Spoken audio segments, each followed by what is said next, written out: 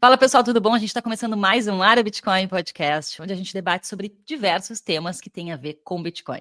E hoje o tema é MicroStrategy está hackeando o sistema financeiro com Bitcoin. Que história é essa? Só se fala nisso nos últimos 15 dias. E esse episódio é dedicado a explicar para você o que o Michael Saylor está fazendo na empresa dele, né? Ele é um CEO fundador lá da MicroStrategy, e a MicroStrategy vem crescendo muito em valorização e ele está usando o Bitcoin na sua estratégia. A gente vai explicar para você. Para quem não me conhece, eu sou a Cacai, aqui comigo está a Carol, nós somos as fundadoras da Área Bitcoin. A gente está há mais de 6 anos educando e criando conteúdo sobre Bitcoin, né? E além do podcast, você pode também aprender sobre Bitcoin com a gente no YouTube, no Instagram, através dos nossos artigos no blog e também através dos nossos cursos na plataforma areabitcoin.com.br. Um recado muito importante: tá rolando a nossa Bitcoin Friday. O Bitcoin Starter tá com 30% de desconto e esse é o curso mais completo para você que quer começar ou se aprofundar no Bitcoin. O link eu vou deixar na descrição desse episódio. Corre lá porque o desconto vai ficar disponível por poucos dias. Carol, tudo bem contigo? Tudo bem, Cacá? Bitcoin aí nesse lenga-lenga, chega, não chega nos 100 mil dólares, né? A galera tá na expectativa, chegou ali em 99, parecia que ia, mas não foi.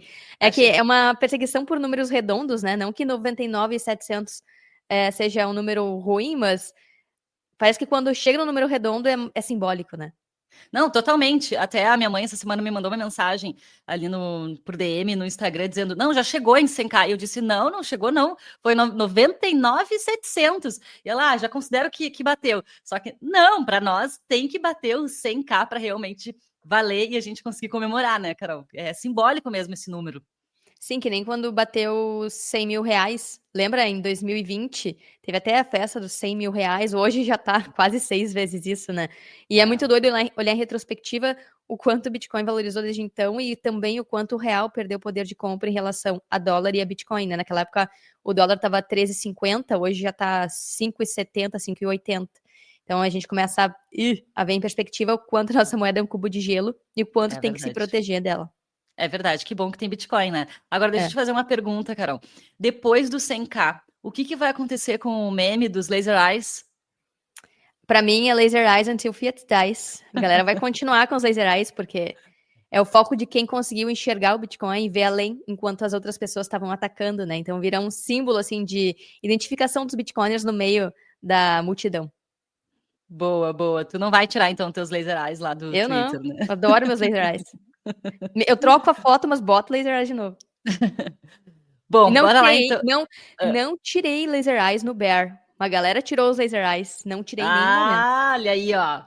Isso que é convicção, né? É, claro, não é porque no Bear uma galera parou de falar de Bitcoin, inclusive, né? Desistiu, ficou quietinho, não queria mais saber de Bitcoin. E olha aí, quem Foi pra acumulou no IA, foi para IA, quem acumulou no Bear continuou aí nos seguindo, agora deve estar bem feliz, né? Bem tá com os feliz com esse Laser Eyes momento. brilhando. É. Carol, vamos para o nosso assunto, então, que hoje tem bastante coisa para a gente falar. Cara, que loucura! Os últimos 15 dias foram muito malucos. Só se fala no Michael Saylor. A gente já tem diversos podcasts aqui falando sobre a estratégia do Michael Saylor e tudo mais. Quem quiser acompanhar, assistir, né, ouvir esses outros podcasts, vamos deixar aqui embaixo na descrição. E aí você vai ter um cronograma, né, entender todo o que aconteceu de um ano para cá. Só que agora a coisa está assim se acelerando muito e Michael Saylor é a notícia do mercado. Tá todo mundo de olho na MicroStrategy. E não é só os bitcoiners que estão de olho. O sistema financeiro está de olho no que o Michael Saylor está fazendo, porque as ações da MicroStrategy valorizaram muito, mais do que qualquer outra ação nos Estados Unidos. E aí os olhos todos estão voltados para a estratégia Michael Saylor. Vamos começar, então, explicando o que está acontecendo, Carol, para quem está por fora, assim, o que está rolando para o Michael Saylor estar chamando tanta atenção. Boa. A MicroStrategy, então, na quarta-feira da semana passada, enquanto o Bitcoin estava ali subindo, e subiu bastante, só agora, em novembro, ele subiu 40%, o Bitcoin. Enfim, acabou carregando principalmente o Saylor e a MicroStrategy para cima, porque é uma empresa que está acumulando Bitcoin desde 2020, né? E aí, na quarta-feira, a MicroStrategy foi a empresa mais negociada na Bolsa Americana. Isso chamou muita atenção, porque teve um volume, né, de 10 bilhões de dólares em um dia, e isso foi maior do que Nvidia e Tesla, que são as bubble ali da Bolsa, né, the Great Magnificent Seven, as grandes ações agora que mais performam e performam melhor do que as outras 500 do S&P. Isso chamou muita atenção, porque como que uma empresa como a MicroStrategy, que, enfim, não tinha um lucro visivelmente tão importante vendendo software antes de 2020, agora, pelo simples fato de colocar Bitcoin nos seus caixas, e aí a gente vai explicar toda a matemática por trás do que o Saylor está fazendo, né? Mas pelo simples fato, entre aspas, de colocar Bitcoin nos seus caixas, está subindo tanto. E essa é a visão simplista da coisa. E aí, como tu falou no início, né, Cacau? O Saylor, ele descobriu um jeito de hackear o sistema, ou mais do que isso, porque hackear meio que desmerecer o que ele tá fazendo. Não que hackear seja ruim, mas, tipo, ele achou uma forma de usar o sistema a favor dele num nível que ninguém tinha percebido até então. Ele tá se alavancando muito e de várias formas. Alguns falam que ele achou a falha na Matrix. Eu vi uma galera usando essa expressão, assim.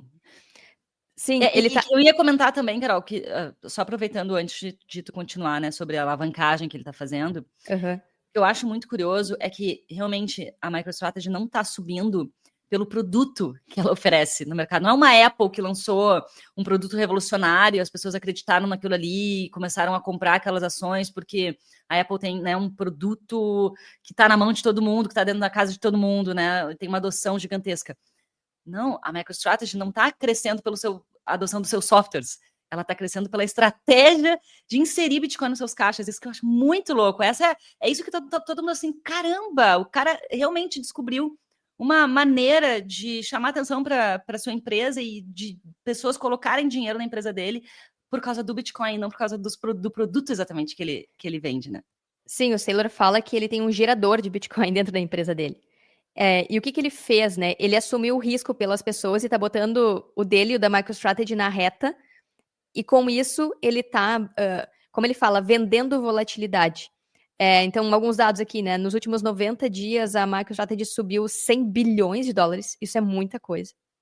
E eu lembro que em 2023, 2022, o Saylor falava em levantar milhões para comprar Bitcoin. Ou seja, a empresa se alavanca e quem compra as ações da empresa ou empresta, a gente vai explicar essa estratégia agora, é quem é beneficiado pela estratégia Saylor, né? Então, ele falava em levantar bilhões lá em 2022, desculpa, ele falava em levantar milhões, e agora ele fala em levantar bilhões. Uns 2 meses atrás foi anunciado o plano dele de levantar 42 bilhões de dólares nos próximos 5 anos para comprar Bitcoin. Então, ele sabe muito bem o fragmento de tempo que existe hoje, a quantidade de Bitcoin que existe hoje, e como isso vai se afunilar, e ele me parece estar agindo o mais rápido possível para acumular o máximo possível, e aí se apoiando no que ele fala, e que começou a falar esse ano, tá? Ele não falava isso antes, que a MicroStrategy é uma empresa de tesouro de Bitcoin. Quando o Trump botou para fora que os Estados Unidos ia ter um tesouro de Bitcoin, uma reserva estratégica de Bitcoin, o Saylor assumiu essa postura de, não, nós não somos uma empresa de software. Antes ele falava que ele era uma empresa de Bitcoin, agora ele fala que ele é um banco de Bitcoin, uma empresa que tem como principal produto ser um tesouro de Bitcoin, acumular o máximo possível e vender a volatilidade do Bitcoin como uma feature, not a bug, né? Como um recurso, como algo positivo e não algo negativo. E aí a forma como ele faz isso está desencadeando FOMO institucional. Por quê? Wall Street, as empresas do mundo inteiro estão super alavancadas. Ou seja, elas estão se endividando pra caramba para se manter operando. Só que, mesmo elas se alavancando pra caramba, elas não conseguem ter produtividade, ter um produto que dê retornos que compense toda essa alavancagem. E ao mesmo tempo tá todo mundo vendo que o dólar tá inflacionando, o governo americano tá perdendo reputação, as moedas estão derretendo e aí tá todo mundo com receio de juros reais negativos, ou seja, as empresas não conseguirem vencer a sua dívida e mais ainda serem diluídas pela impressão de dinheiro que elas mesmas estão usando para se alavancar. Então é um círculo vicioso. E o que o Saylor tá fazendo? Ele tá usando essa exposição, no caso a Microsoft, de super exposição a Bitcoin, para oferecer a possibilidade em que a alavancagem não dilui, não destrói o poder da empresa, mas pelo contrário, aumenta o poder da empresa, né, de valorização. E aí que a galera tá falando que a diluição é acretiva. Eu vou explicar isso daqui a pouco, mas só para ter noção do quão bullish a galera tá nessa estratégia MicroStrategy, porque ele tá usando toda essa impressão de dinheiro que foi distribuída para um monte de empresas de Wall Street e global, inclusive, para justamente se alavancar em Bitcoin. E aí é como se fossem forças opostas, né? Como se fosse yin e yang, ou matéria escura e matéria, sabe? Ou seja, o sistema Fiat, ele dilui as pessoas imprimindo dinheiro, isso rouba poder de compra, mas a partir do momento que tu usa esse potencial de valorização do Bitcoin e que tá todo mundo percebendo que, poxa, já é o 4º ciclo que ele faz o mesmo movimento, que tem cada vez menos Bitcoin disponível e que ele está se fortalecendo como um ativo de segurança, uma reserva de valor que protege contra incertezas, Saylor e outras instituições estão vendo isso como um protetor e não como um risco. Até então, a visão do Bitcoin era de risco, era de volatilidade. Ele vai a zero a qualquer momento e pode acabar com tudo. É uma bolha. E a partir de agora, começa a narrativa que não. Wall Street falando que os Bitcoins falam há 15 anos. Bitcoin é um ouro digital, uma proteção contra diluição, uma proteção contra impressão de dinheiro. Então, na verdade, esse é o ativo mais estável em propriedades. Por mais que não seja estável em preço, as propriedades dele são extremamente estáveis e confiáveis e não vai mudar. Então, Saylor está usando isso para compensar toda a volatilidade do sistema Fiat e se alavancando em Fiat para ter cada vez mais Bitcoin no momento único. E aí eu acho que eu posso trazer aqui Se quiser comentar alguma coisa antes, que eu acho que... Não, eu acho que vamos explicar o que o Saylor está fazendo, então, Carol. Tá, e aí eu trouxe um artigo aqui para explicar o que ele está fazendo, tá? Da Protos. Vou compartilhar aqui, peraí. E a gente já volta com o Área Bitcoin Podcast. Comprar Bitcoin faz parte da rotina de todo Bitcoiner, mas muitas plataformas ou têm taxas altas ou não facilitam a nossa vida. Na Bipa, você consegue programar compras automáticas de Bitcoin mensais, diárias, semanais ou até de hora em hora. Ainda não tem uma conta na Bipa? É só clicar no link aqui na descrição, baixar o aplicativo e abrir a sua conta usando o código ARABITCOIN. Com o nosso código, você pode ganhar até R$60 em Bitcoin nas suas primeiras compras. Então bora acumular sats. Qualquer pessoa pode comprar, investir e guardar Bitcoin por conta própria, sem depender de bancos e corretoras e sem medo de perder dinheiro em golpes ou com estratégia furada. Quer aprender tudo sobre Bitcoin? No Bitcoin Starter você vai encontrar mais de 100 aulas do básico ao avançado, com tudo o que você precisa saber para proteger o seu dinheiro da inflação e construir riqueza no longo prazo. Clique no link aqui na descrição e aplique o cupom AREAPODCAST para ganhar 5% de desconto na sua inscrição. E se você pagar em Bitcoin, o desconto fica ainda maior. O próximo ciclo de alta vem aí, bora se preparar. E voltamos para o Área Bitcoin Podcast. É esse artigo aqui, The Math Behind MicroStrategy's Bitcoin Bet. Vou traduzir para português. Então, tá vendo aí, Cacá? Porque eu vim direto aqui para o artigo. Tá. Sim, esse link aqui a gente vai deixar na descrição do episódio para quem quiser depois dar uma lida. Isso. Então, quem não sabe traduzir artigo em inglês, já fica a dica, é só clicar ali no negocinho de tradução, que estava em inglês, vai para português e vocês conseguem ler. No negocinho do browser, tá, gente? Depende do browser que você usa, né? A gente tá usando aqui o Brave, mas ali tem um tradutor, o Google Tradutor. Mas acho que todos os browsers hoje tem isso. Mas tem uma opção, né? Quem não sabe, tem uma extensão que tu baixa, põe ali no Google, extensão para traduzir para outras línguas, e daí você traduz para qualquer língua. Enfim, o negocinho vai traduzir para ti. E a tradução aqui foi a matemática por trás da aposta Bitcoin da MicroStrategy. Vou ler esse artigo porque eu acho muito interessante como eles resumiram tudo e vai fazer total sentido, tá? Qualquer coisa tu me para, se quiser comentar, eu vou comentando também, tá, Cacá? Tá, então, esse artigo é de 21 de novembro, então de 3 dias atrás. E ele fala como a MicroStrategy foi ontem a ação mais negociada nas ações dos Estados Unidos e publicou números espetaculares. Então, mostra como é que foi o desempenho aqui da MicroStrategy na abertura da bolsa. E aí eles começam a explicar a diluição acretiva, que é aquilo que eu falei antes, tá? Que é uma das estratégias Bitcoin do Saylor. Então, uma das estratégias é a venda de ações. O Saylor pega um empréstimo e com esse empréstimo ele compra Bitcoin e ele emite mais ações. Então, a venda de ações é simples e tão antiga quanto a própria Wall Street. Eles explicam esse mecanismo, né? E mais embaixo tá ali. A MicroStrategy usa basicamente todos os recursos dessas emissões para comprar Bitcoin. Em vez de capital de giro como venda geral e administrativa que os investidores tendem a descontar para avaliação de curto prazo, o CEO Michael Saylor ele faz simplesmente a aquisição de outro ativo com todos os recursos pós-taxa da diluição. E o que eles estão dizendo com isso? Que geralmente quando uma empresa ela emite mais ações, ela está diluindo as ações anteriores, que nem quando governos imprimem dinheiro, né? Quando o governo imprimir mais dinheiro, ele está diluindo o valor daquelas ações que tinham antes, porque está criando mais unidades, está aumentando a oferta. E aqui eles falam que a diluição é acretiva, porque ao invés de criar mais ações e diluir os acionistas, criando mais ações, né? Como ele compra Bitcoin, essa diluição ela não diminui o valor das ações. Na verdade, ela aumenta. Aumenta na confiança de que, ao comprar Bitcoin, a MicroStrategy vai seguir valorizando conforme o Bitcoin subir, mas também tem que compensar o risco de tu não estar comprando o Bitcoin de forma direta. Então, ao invés de ser uma diluição que diminui o preço por ação, pelo contrário, é uma diluição que aumenta o valor por ação ao longo do tempo. Olha que loucura. Então, esse já é o primeiro ponto de quebra de paradigma do sistema Fiat, de como as ações funcionam até agora, né? E aí Sim, totalmente. E quem já está comprado em MicroStrategy, os acionistas estão topando serem diluídos porque sabem que essa estratégia, estão vendo que essa estratégia ela está dando certo. Sim. E eles estão chamando isso de transferência de capital. Aqui, ó, essa transferência de capital, o dinheiro arrecadado com a diluição, depositado na corporação, no tesouro de Bitcoin, convenceu os acionistas a não terem a sua reação tipicamente de baixa à diluição da MicroStrategy. Que é isso, geralmente quando dilui, a galera vende, não quer ser diluída, né? Só que nesse caso, ao contrário, está gerando ainda mais impulso para as pessoas comprarem MicroStrategy, porque a diluição é acretiva.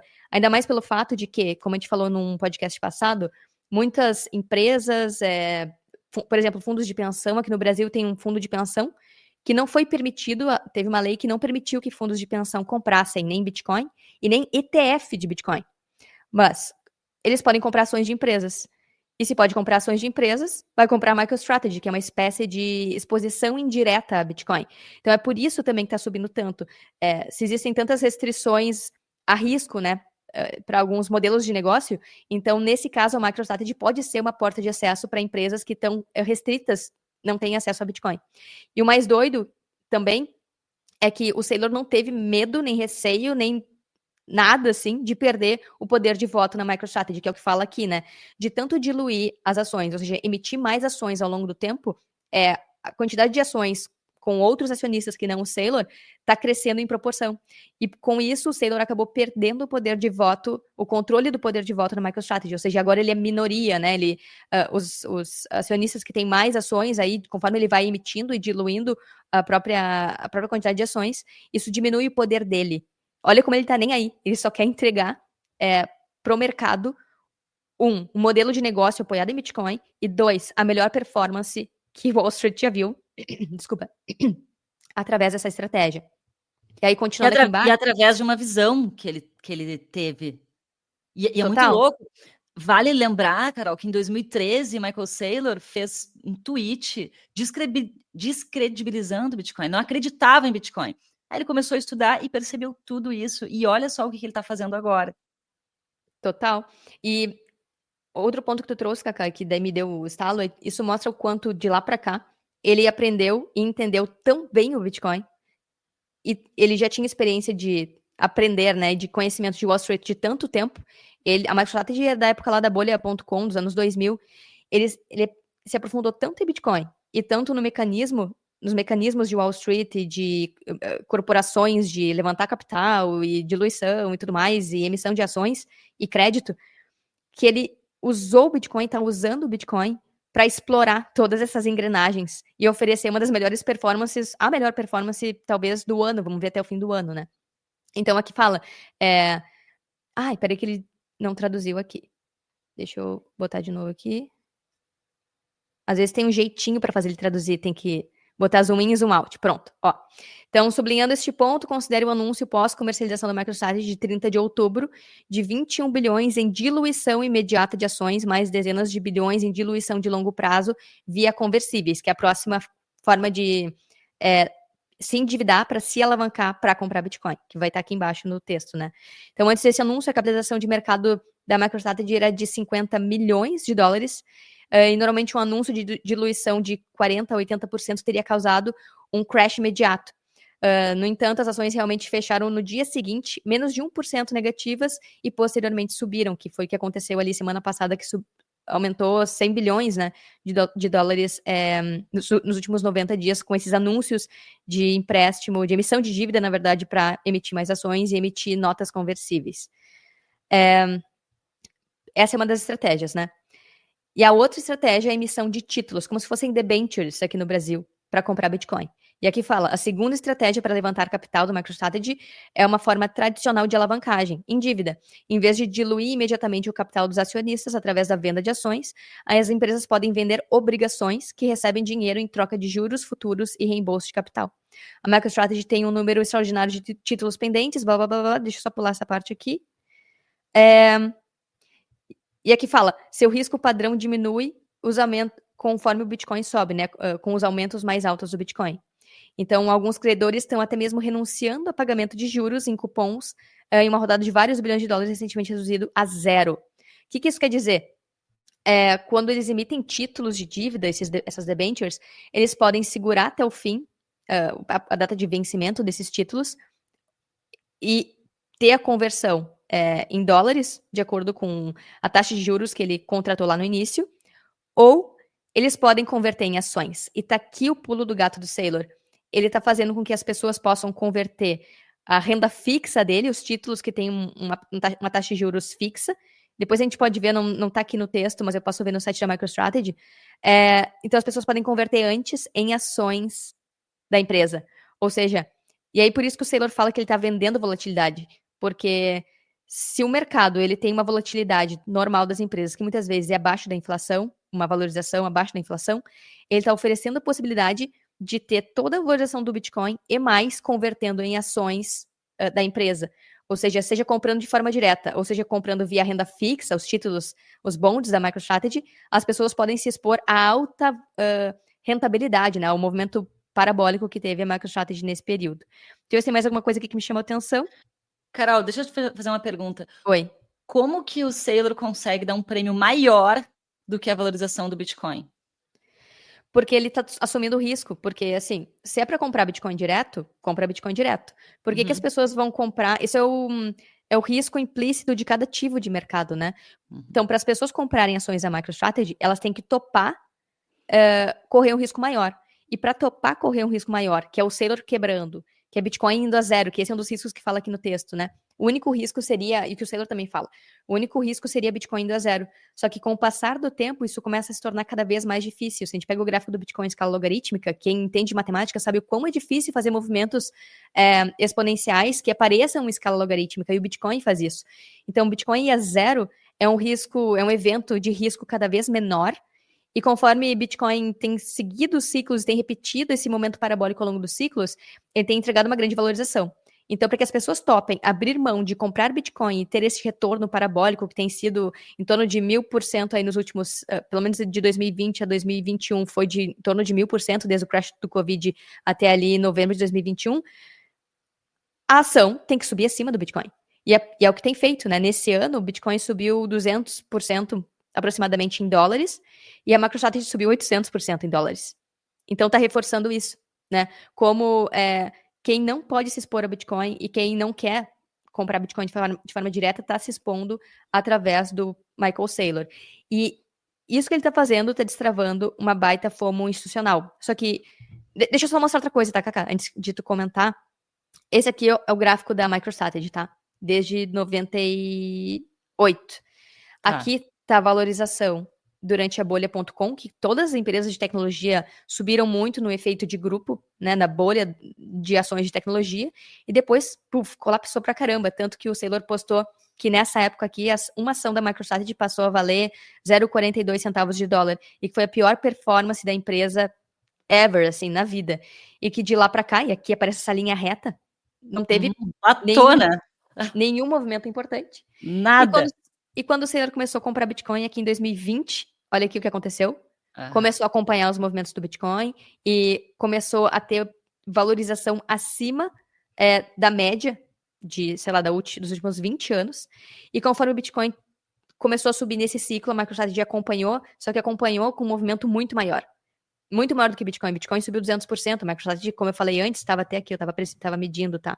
Aqui, janeiro de 2024. Valorizou agora 794%, mas chegou a valorizar mais do que isso. Valorizou 1000% em um ano, sabe? Então, por isso que ele fala que ele está vendendo volatilidade, que o produto agora da MicroStrategy é vender volatilidade. E é esse movimento aqui que toda Wall Street está de olho e muito provavelmente vai replicar, porque ninguém tem esse tipo de valorização em Wall Street. O Saylor está mostrando um caminho. A pergunta que fica, primeiro ponto, Michael Saylor foi chamado para falar para o conselho da Microsoft agora na terça-feira. Uhum. Né? Vamos ver o que vai sair daí. Ou seja, já tem empresas, grandes empresas, de olho nesse movimento. E a pergunta que fica é, o que vai acontecer se diversas empresas começarem a fazer essa mesma estratégia? Já vamos falar sobre isso, Cacá, mas deixa eu só mostrar um vídeo que tem todos esses receios aí de Wall Street com o próprio Michael Saylor, né? Porque é o que tu falou no início, tem gente que acha que é convicção pura e tem gente que acha que é loucura. Quem não está acostumado com Bitcoin, quem ainda não estudou Bitcoin, acha que o Saylor pirou na batata, que ele está criando uma pirâmide, uma bolha. Só que, na verdade, ele explica o que ele faz. Tem esse vídeo aqui, eu vou deixar o link, tá? Deixa eu compartilhar aqui. Esse vídeo aqui de uma entrevista que ele deu na CNBC, onde ele explica a estratégia. Essa semana. Tá. Foi ao ar, pelo menos aqui faz um dia, tá? Tá no YouTube. Mas acho que faz 2 ou 3 dias. E aí o Saylor, ele é questionado, tipo, isso é muito arriscado, tá viajando, tá colocando os seus acionistas em risco ao fazer isso, né? Teve até um fundo que começou a shortar a MicroStrategy, acho que é a Citrons, algo assim. E aí o Saylor começa a se defender. Eu não vou botar o vídeo aqui a rodar porque tá tudo em inglês, mas aí ele fala assim, ó, deixa eu pegar o que eu anotei do que ele fala. Ele começa a questionar o cara, dizendo, beleza, mas tu tá falando isso, mas a MicroStrategy foi a empresa mais lucrativa dos Estados Unidos e que tá crescendo mais rápido no momento. A gente fez 5,4 bilhões em ganhos em Bitcoin em 2 semanas. Isso é 500 milhões de dólares por dia. Poucas empresas ganham 500 milhões de dólares por dia criando produtos. E as pessoas não entendem o nosso negócio. A gente é um negócio de Bitcoin Treasury, que é o que eu falei antes, né? A gente espera que o Bitcoin suba em torno de 29% ao ano nos próximos 21 anos. Isso tem a ver até com o material que ele disponibilizou, do porquê que ele acha que o Bitcoin vai valorizar bastante, e ele compara com o KGR, né? Enfim, ele fala que o mercado está comprando Bitcoin 20 vezes mais rápido do que a emissão diária, ou seja, 20 vezes mais rápido do que os mineradores produzem por dia. Peraí. Aqui, ou a gente ganha 3 bilhões com títulos conversíveis essa semana, ou 30 bilhões se o Bitcoin fizer o que a gente espera. Ou seja, ele está dizendo que o risco está sendo diluído, porque ou eles fazem 3 bilhões só emitindo esses títulos, ou o Bitcoin sobe de qualquer forma, acaba arrastando a MicroStrategy para cima. Ele falou que numa ligação ele recebeu um pedido de compra de 500 milhões de dólares para comprar notas conversíveis numa reunião de 20 minutos. E cada Bitcoin que você não compra vai te custar 13 milhões de dólares no futuro. Então é isso que ele está provando, tipo, que por mais que pareça arriscado, ao comprar Bitcoin, tu tá justamente diluindo o risco da tua empresa quebrar.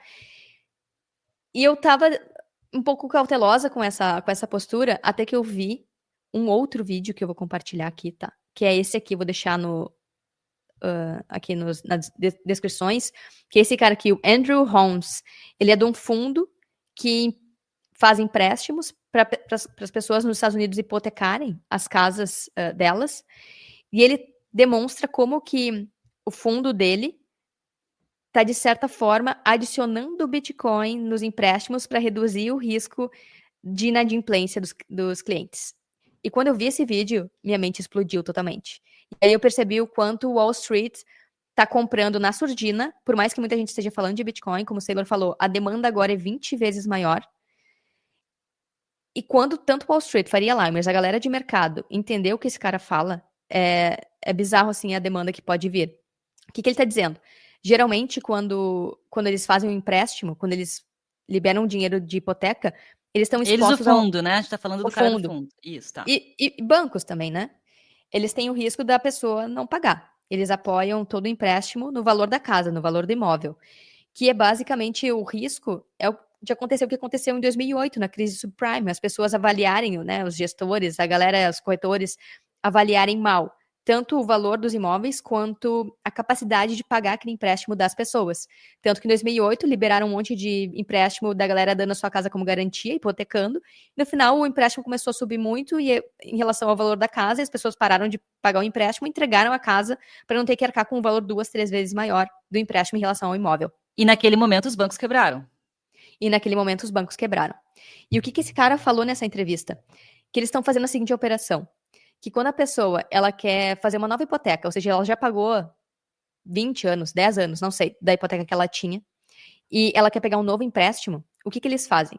Eles pedem para a pessoa que está ali, ou de alguma forma renegociar aquele valor, e quando a pessoa faz uma nova hipoteca, quando ela pega um novo valor de crédito, ela acaba de alguma forma reinvestindo na casa e tudo mais, e isso aumenta o valor do imóvel, que dá como garantia, mas principalmente o banco, não a pessoa, ou o fundo dele, está comprando o Bitcoin para botar junto ali na garantia daquele empréstimo.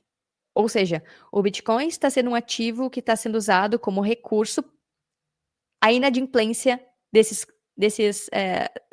pessoas que estão pegando empréstimo. Ou seja, o Bitcoin está sendo um veículo para reduzir o risco de inadimplência fiat. Para mim isso é bizarro. E o que ele fala? Tá comprovado que se tu guardar Bitcoin por pelo menos 4 anos, tu tem valorização. Em comparação com outros ativos, tu não tem esse movimento cíclico, tu não tem esse apoio nos fundamentos que não mudam, tu não tem esses movimentos que o Bitcoin faz e tu não tem esse apoio do Bitcoin como uma reserva de valor do mundo digital, como um ouro digital, e que pode ser movimentado de forma constante, livre, sem restrições. E esse fundo, ele tá sendo um canarinho na mina para mim, porque ele tá mostrando que se pessoas que geram empréstimos para um setor tão tradicional quanto imóveis estão começando a, de certa forma, parear esses empréstimos em Bitcoin e apoiar uma parte desse valor para evitar o risco de inadimplência das pessoas, tu imagina o que não vai acontecer, porque o mercado imobiliário o maior em reserva de valor no mundo. Se eu não estou equivocada, são 200 trilhões de dólares atualmente em imóveis. E as pessoas usam imóveis para pegar empréstimo e se alavancar cada vez mais. E esse é um dos pontos do sistema Fiat, né? Se essas pessoas, se esses bancos que, enfim, quebraram lá em 2008, ou correram risco de quebrar por inadimplência, começam a usar Bitcoin para justificar estabilidade, o Bitcoin como uma ferramenta de estabilização da economia, o que não pode acontecer com o Bitcoin daqui para frente? Não só empresas replicando a estratégia Saylor, mas bancos e fundos pegando essa estratégia que o Andrew explicou para dizer, olha, a gente está de boa, a gente está tranquilo, o Bitcoin vai subir nos próximos 4 anos, mesmo que a pessoa não pague, a gente tem Bitcoin. Olha que mudança de narrativa absurda. Isso é absurdo, o que ele tá falando.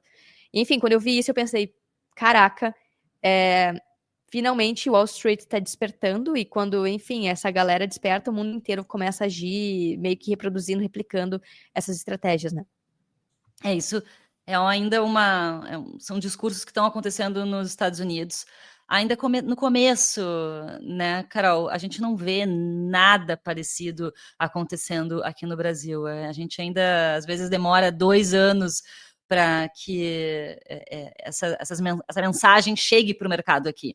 Então, realmente, a gente olhar países começando a comprar Bitcoin. Tá todo mundo de olho em El Salvador. A gente já falou isso nos episódios passados. Vários países estão de olho na performance de El Salvador. Trump agora é eleito, dizendo que vai colocar Bitcoin nos seus caixas. E aí o mercado financeiro também começa a fazer esse movimento. O que vai acontecer, Carol? Uma FOMO institucional absurda. Se várias empresas começam a colocar Bitcoin nos seus caixas, percebem, e vários países começam a fazer isso, a gente vai ter um movimento realmente parabólico no Bitcoin. Se vai ser nesse ciclo, não sei, mas... Stop to FOMO. Talvez no próximo, mas assim, a gente tem que ficar muito atento a esse movimento. E a gente já volta com o Área Bitcoin Podcast. Comprar Bitcoin faz parte da rotina de todo Bitcoiner, mas muitas plataformas ou têm taxas altas ou não facilitam a nossa vida. Na Bipa, você consegue programar compras automáticas de Bitcoin mensais, diárias, semanais ou até de hora em hora. Ainda não tem uma conta na Bipa? É só clicar no link aqui na descrição, baixar o aplicativo e abrir a sua conta usando o código ARABITCOIN.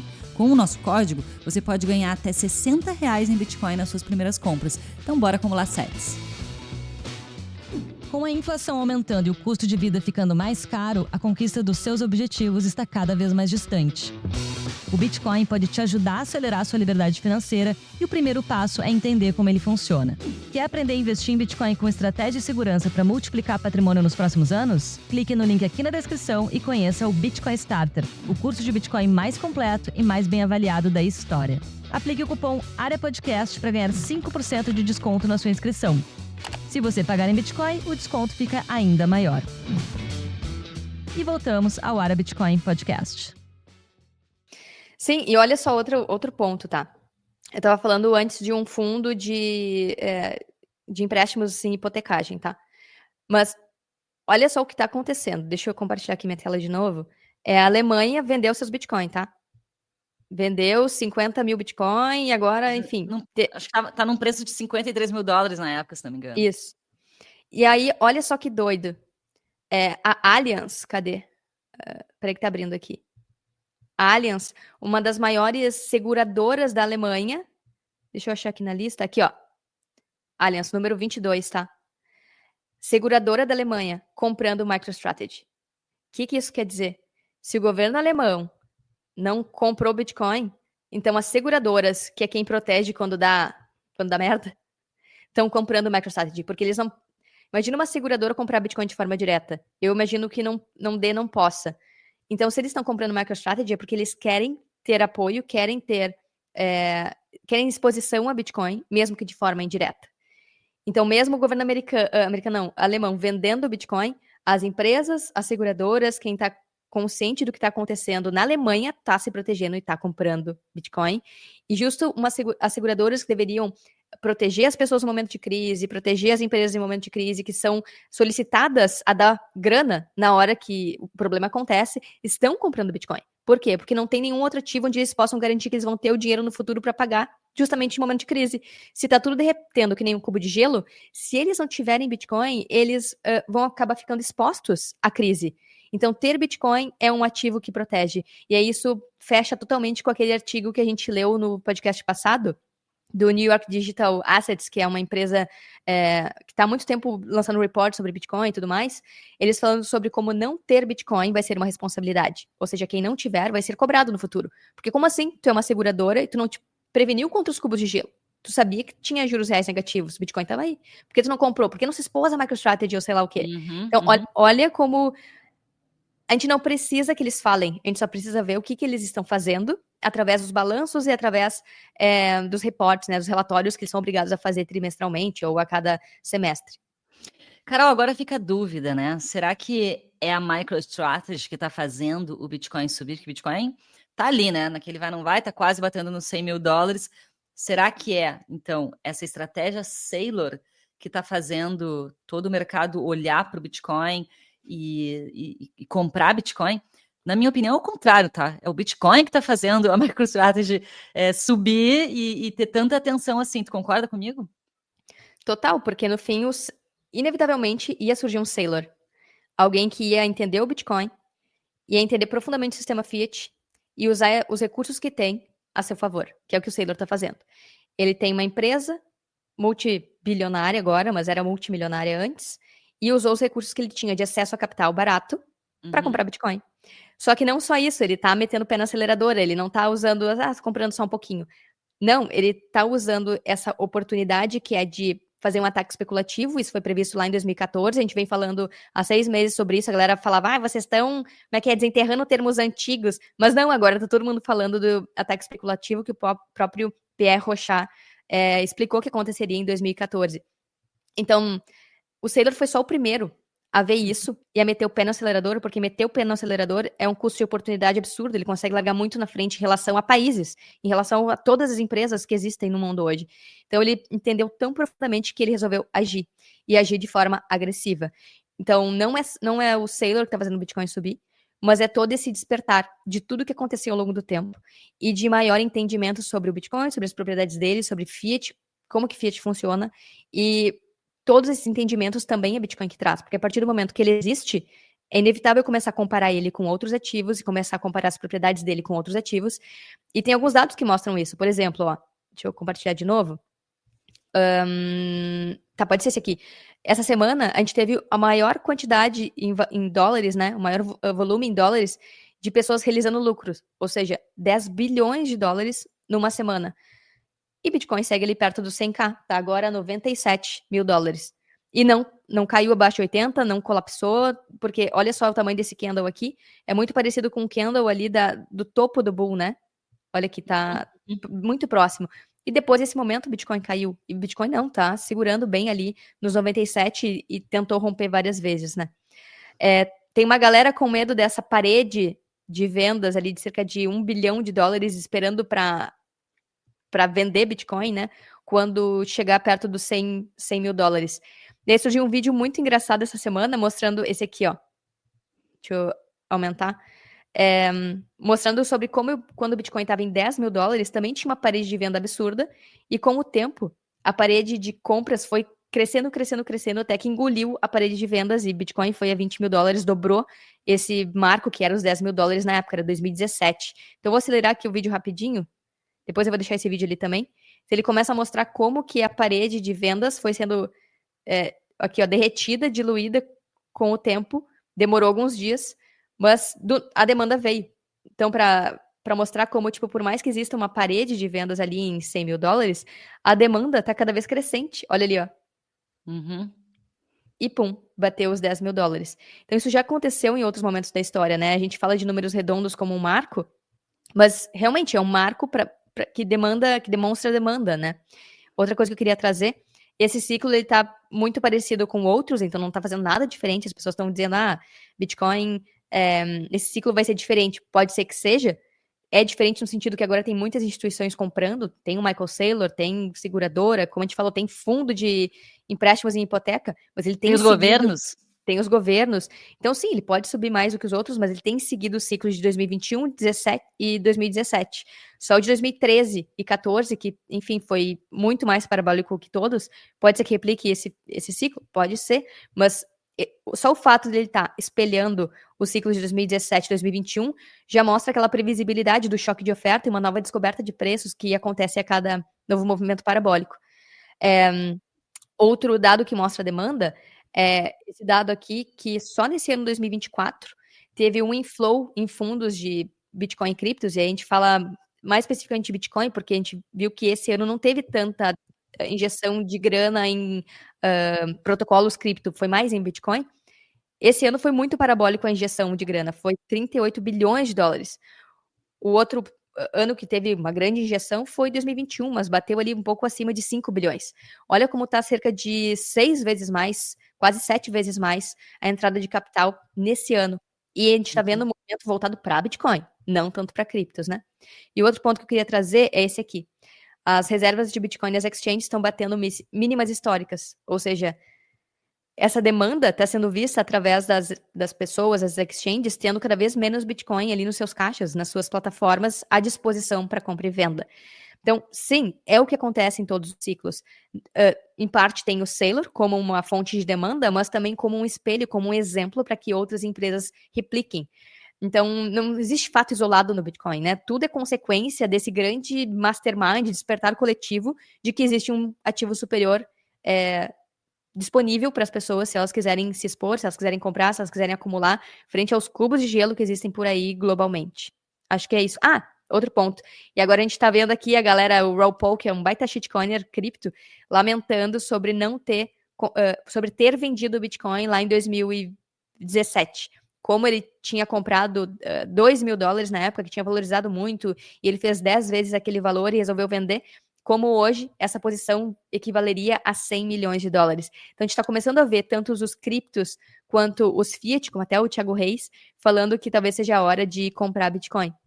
Então, a hora do arrependimento institucional também.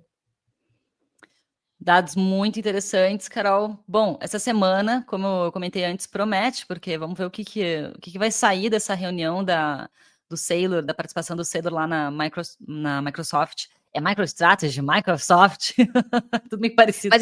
Mas é só 10 de dezembro, então acho que tem um tempinho aí, né? Eu achei que era nessa terça-feira. Não, é dia 10 de dezembro. 10 de dezembro, tem 2 semanas aí.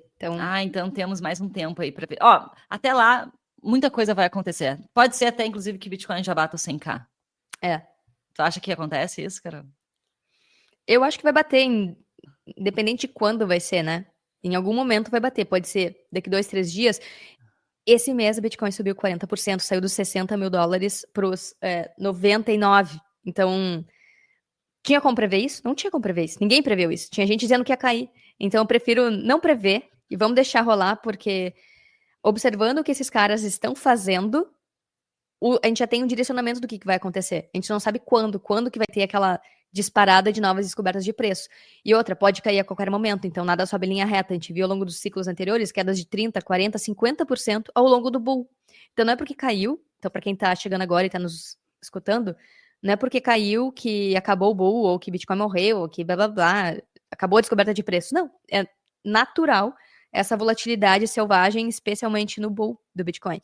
Então, pode ser que tenha uma queda, pode ser que suba, aquela coisa. Pode ser que suba, pode ser que ande de lado, pode ser que caia. Eu prefiro não prever e seguir acumulando Bitcoin do que ficar tentando mirar no preço, né?